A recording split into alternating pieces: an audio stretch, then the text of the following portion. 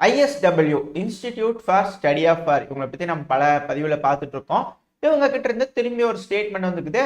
Russia அப்படியே ஸ்லைட்டா முன்னேறிக்கிறாங்க 5 ஃப்ராண்ட்ல, அதாவது ஒரு கால் எடுத்து வச்சுக்கிறாங்க அப்படிங்கிறாங்க. நம்ம இவங்க சொல்ற அந்த ஸ்லைட்டு மார்ஜினல் இது போல ஒரு 4-5 தடவை பதிவுல பார்த்துட்டோம்னு நினைக்கிறேன் இவங்களோட அப்டேட்ஸ். அப்படி பார்த்தோம்னா ஒரு ஒரு கால் எடுத்து வச்சா கூட கொஞ்சம் ஸ்டெப்ஸ் முன்னாடி போயிருப்பாங்க தான் போல தெரியுது. ஆனா இவங்களை பொறுத்த வரைக்கும் ஸ்லைட்டா அப்படியே மேப்ல அப்படியே கொஞ்சம் லைட்டா வரைஞ்சு காட்டுறாங்க. என்ன இருந்தாலும் ரஷ்யாவோட முன்னேற்றத்தை இப்ப இவங்களும் அங்கீகரிக்க ஆரம்பிச்சிட்டாங்களா அப்படின்ற கேள்வி வந்துக்குது. அதுவும் 5 ஃப்ராண்ட்ல 5 ஃப்ராண்ட் என்னென்ன அப்படின்னு கேட்டீங்கன்னா, குப்பியான்ஸ்க்கு, நொவோமிக்கலேவ்கா, ஆத்விகா, பக்முட். இந்த நொவோமிக்கலேவ்கா பத்தி நம்ம முதல்லயே காமிச்சிருப்போம், மேப் வீடியோல வரைஞ்சு காமிச்சிருப்போம். அப்புறம் ஜப்ருஷியா பகுதியில் இருக்கக்கூடிய நொவோ பக்கருக்கா, இந்த பகுதியில் முன்னேற்றம் அடைய ஆரம்பிச்சிருக்காங்க ரஷ்ய வீரர்கள்.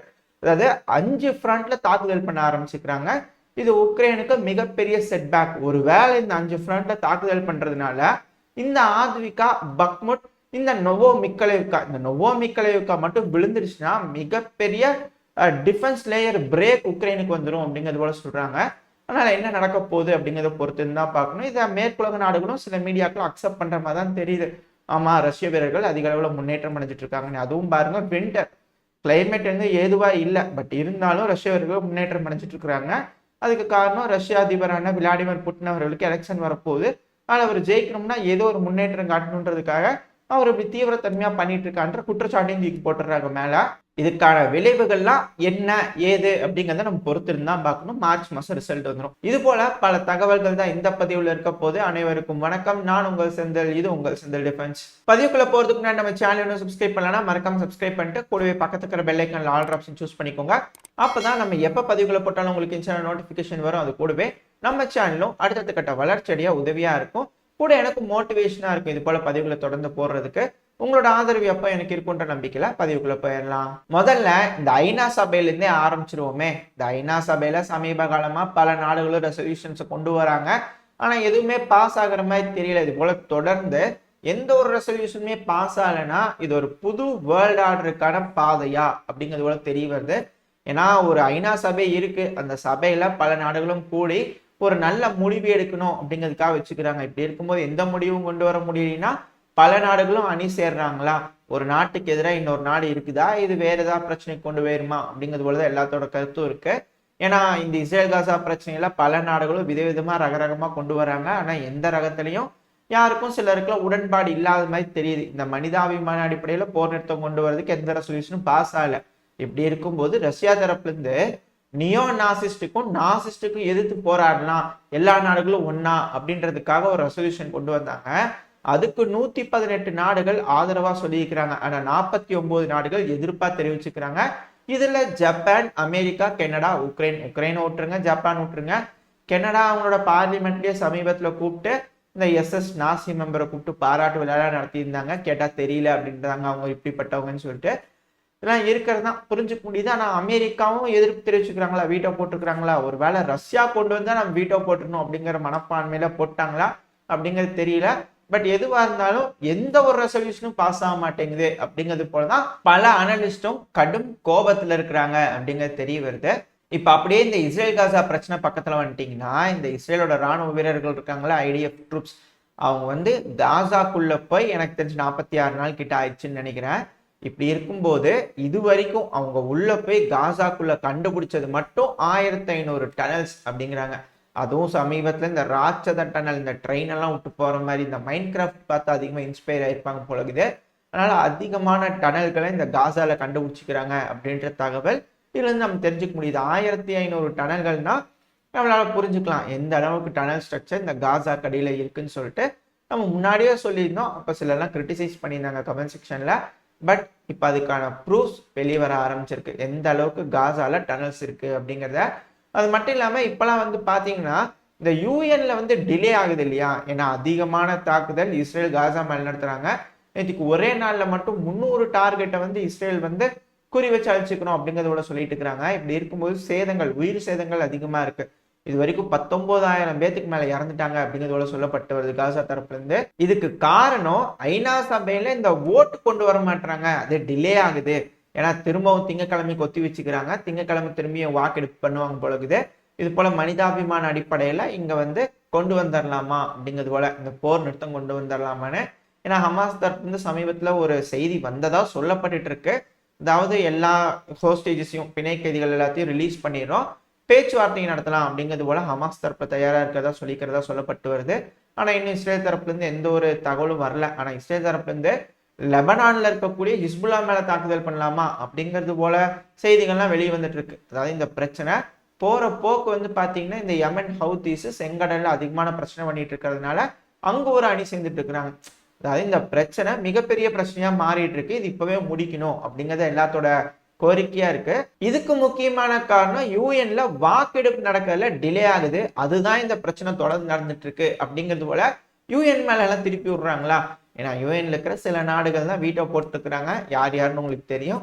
கூடிய சீக்கிரம் அந்த வீட்டோ எல்லாம் போடாம விட்டு ஏதாவது அமல்படுத்திடுவாங்களா, கொண்டு வந்துடுவாங்களா, அது இந்த இஸ்ரேல் கேட்டுருவாங்களா, சமாதானம் ஆயிடுவாங்களா அப்படிங்கிறது தெரியல. ஏன்னா அதுக்கு மார்ச் மாசம் வரைக்கும் வெயிட் பண்ணுமா அப்படின்ற கேள்வி வருது. என்ன நடக்குது அப்படிங்கிறத பொறுத்து பார்ப்போம். இப்போ நம்ம அப்படியே இந்த ஆப்பிரிக்கா பக்கமா போயிடலாம். ஆப்பிரிக்கால இந்த டிஆர் காங்கோல எலெக்ஷன் ஆரம்பிச்சிச்சு December 20. ஆனா இப்ப என்ன வந்துட்டு இருக்கு இந்த டிஆர் காங்கோல அப்படின்னா, இந்த ரிமோட் பிளேசஸா இருக்கும்ல அந்த இடத்துக்குலாம் இந்த பாலட் ஓட்டு எடுக்கக்கூடிய மிஷின்களை கொண்டு போய் சேர்க்கறதுல கொஞ்சம் சிரமம் இருக்கு அப்படிங்கிறது போல தகவல்லாம் வந்துட்டு இருக்கு. எப்படியோ அங்க ஆரம்பிச்சிருக்கு. ஏதோ ஓட்டெடுப்பு நடந்து ஏதோ நல்ல விஷயம் அங்க நடந்ததுன்னா அங்க இருக்கிற மக்களுக்கு நல்லதுதான். இப்போ இந்த மொரோக்கோ பக்கம் வந்துட்டீங்கன்னா, இந்த மொரோக்கோல 3 பிரெஞ்சு சிட்டிசன்ஸ் அரெஸ்ட் பண்ணிக்கிறாங்க. ஏன் அரெஸ்ட் பண்ணீங்க அப்படின்னு கேட்டதுக்கு, இந்த ஃபேக்கான யூரோஸை அவங்க ரெடி பண்ணி கொண்டு வந்துக்கிறாங்க எங்க நாட்டுக்கு. அதாவது கவுண்டர் ஃபிட் நோட்டுமாங்கள, கள்ள நோட்டுகள், கள்ள ஈரோக்களும் இப்போ ஊருக்குள்ள உலாவிட்டு இருக்குது அப்படிங்கிறதுல சொல்லப்பட்டு வருது.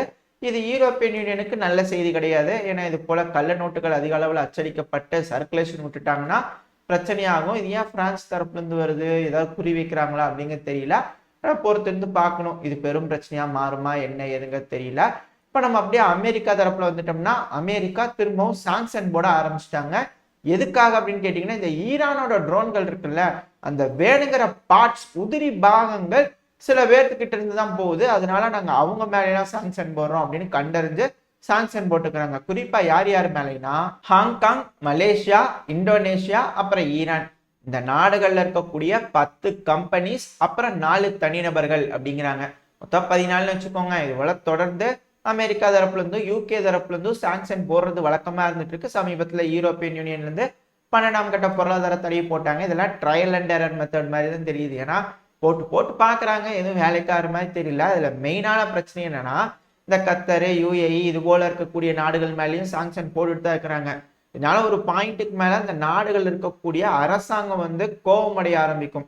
ஏன்னா அந்த கம்பெனி இருக்குது, அந்த கம்பெனி மேல சாங்ஷன் போட்டீங்கன்னா அந்த கம்பெனியோட பணத்தை எல்லாத்தையும் ஃப்ரீஸ் பண்ணுவாங்களா, அவங்களால எப்படி வர்த்தகம் பண்ண முடியும்? அப்புறம் இது போல பிரச்சனை இருக்கிறதுனால அந்த நாடுகள்ல இருக்கக்கூடிய அந்த கம்பெனிஸ்ல வேலை செஞ்சுட்டு இருந்த மக்கள் பாதிப்படைவாங்க, அந்த ஓனர்ஸ் பாதிப்படைவாங்க.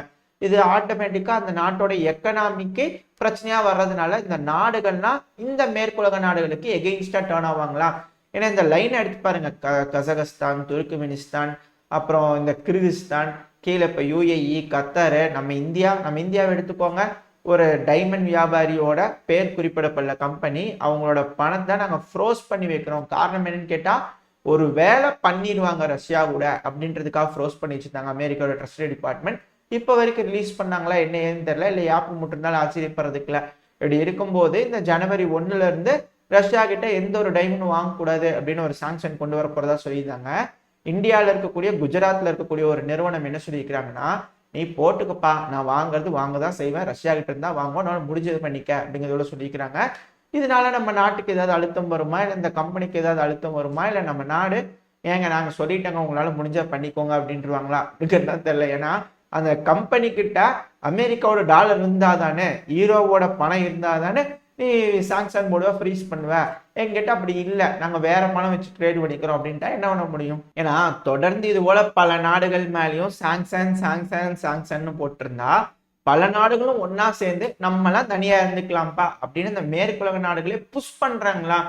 ஏன்னா அந்த மேற்குலக நாடுகள்லாம் நமக்கு தெரியும், அந்த 40 கண்ட்ரிஸ், இந்த யூரோப்ல இருக்கிற நாடுகள், அதுக்கப்புறம் இந்த அமெரிக்கா, கனடா, இது போல நாடுகள்லாம் ஒன்னா சேர்ந்து இருந்துட்டு மற்றவங்க எல்லாம் ஊர் விட்டு ஒதுக்கி வைக்கிறேன்னு அவங்க ஒதுங்கிக்கிறாங்களா அப்படின்ற கேள்வி வருது. மற்றவங்களாம் ஒன்னா சேர்ந்துட்டாங்கன்னா ஜாலியா இருந்துக்கலாம் அப்படிங்கிறது தான் உண்மையா இருக்கு, யதார்த்தமான உண்மை. போடுங்க எல்லாத்துக்கு மேலேயும் போடுங்க அப்படின்னு இருக்கு. சரி, அவங்க ஒரு வாரமா போட்டிருக்கட்டும். இப்படி இருக்கும்போது அமெரிக்காவோட செனட் சபை இருக்கிறாங்களே அவங்க ஒரு முடிவு எடுத்துக்கிறாங்க. என்னன்னா 2024 வரைக்கும் இந்த உக்ரைனுக்கு உதவலாமா வேண்டாமா, நம்ம நாட்டு பார்டரை சென்டன் பண்ணலாமா வேண்டாமான்ற எந்த ஒரு பேச்சு எடுக்கக்கூடாதுங்க. ஓகேவா, எந்த பேச்சு பேசக்கூடாது அப்படிங்கிறது போல முடிவு எடுத்துக்கிறாங்களாமா. என்னங்க 2024 இப்ப 2023 முடிய போய் இன்னொரு 10 நாள் தான் இருக்கு. இன்னொரு 10 நாளுக்கு அப்புறம் திரும்ப பேசுவேன் அப்படிங்கறத நீங்க இப்படி சொல்றீங்களா அப்படிங்கிறது போல இருக்கு. ஏதோ புதுசா சொல்றாங்க, இன்னும் 10 நாள் கழிச்சு திரும்பி பேசுவாங்களா. அதுவும் இல்லாம இன்னும் ஒரு பேக்கேஜ் தான் எங்க கிட்ட இருக்கு அப்படின்னாங்க. அந்த ஒரு பேக்கேஜ் பேசக்கூடாதுன்றதுக்காக இந்த ரிப்பப்ளிகன்ஸ் தரப்பு வந்து ப்ரெஷர் போய் இவங்க இப்படி சொல்றாங்களா அப்படிங்கிறது தெரியல. எதுனாலும் பொறுத்து இருந்து பார்ப்பேன். ஏன்னா திடீர்னு ஒரு முடிவு மாறத்தான் செய்யுது. அமெரிக்க அதிபரான ஜோ பைடன் அவருக்கு ஸ்பெஷல் பவர் இருக்கு. இந்த செனட் சபைக்கு போகணும்னே இல்லை, இந்தா $100 வச்சுக்க அப்படின்னு செக் எழுதி ஒரு 100 மில்லியன் கொடுத்தாலும் ஆச்சரியப்படுறதுக்குல, 300 மில்லியன் கொடுத்தாலும் ஆச்சரியப்படுறதுக்குல. நல்லா பார்ப்போம் இந்த அமெரிக்காவோட செனட் சபை இந்த ஜனவரி 1ஆம் தேதியிலிருந்து என்ன முடிவுகள் எடுக்க போறாங்க. ஏன்னா பிப்ரவரி மாசம் திரும்பவும் உக்ரைனுக்கு கொடுக்கலாமா வேணாமா அந்த 50 பில்லியன் யூரோக்குன்னு பேச போறாங்க. இன்னொரு ஒரு மாசம் கழிச்சு இந்த மார்ச் மாசத்துல இந்த பிப்ரவரியோட எண்டுல உக்ரைனுக்கு வந்து இந்த விண்டர் இந்த சீசன் இருக்குல்ல அது முடிவடைய போகுது. அப்படி முடியும் போது இவங்க பிப்ரவரி மாசம் பேசி இந்த ஹங்கேரிக்கு வேணுங்கிறதெல்லாம் கொடுத்து குச்சி முட்டை குருவி ரொட்டி எப்படி இந்த ஆஸ்திரியாவுக்கு பேங்க் வந்து தூக்கி விட்டாங்க சாங்ஷன் லிஸ்ட் இருந்து, அது போல இந்த ஹங்கேரிக்கு வேணுங்கிற ஏதோ ஒரு வேலையை செஞ்சு கொடுத்தாங்கன்னா இந்த 50 பில்லியன் யூரோ வந்து உக்ரைனுக்கு போயிடுச்சுன்னா அவங்க கவுண்டர் அஃபென்ஸுக்கு தயாராகலாம். ஏன்னா 5 லட்சம் பேர்த்த தயார் பண்றாராமே, போன செய்தியில பார்த்துருப்போம். ஒரு மிகப்பெரிய அஃபென்சிவ் டிஃபென்சிவ்லாம் இருக்கு அப்படிங்கிறது புரிஞ்சுக்கலாம். அதனால வெயிட் பண்ணி பார்ப்போம். அப்புறம் நம்ம ரஷ்யா இருக்கிறாங்கல்ல, இந்த அம்பாசிடர் இருப்பாங்கல்ல, பின்லாண்டோட அம்பாசிடர் ரஷ்யாக்குன்னு ஒதுக்கி இருப்பாங்க இல்லையா, அவங்க கூப்பிட்டுருக்காங்க. ஏன்பா இங்க வாங்க, என்னப்பா நீங்க ஏதோ அமெரிக்காவோட டிஃபென்ஸ் பேக்ட்லாம் பண்ணிக்கிறீங்களாமா, இதுக்கான தக்க பதிலடி தக்க நடவடிக்கை ரஷ்யா தரப்புல இருந்து இருக்கும் அப்படிங்கிறது போல சொல்லிக்கிறாங்க. வந்து விளக்கம் கொடுங்க எங்களுக்கு வந்து முதல்ல என்ன அப்படிங்கிறதோட சொல்லிட்டு போங்க அப்படிங்கிறது போல கேட்டுக்கிறாங்க.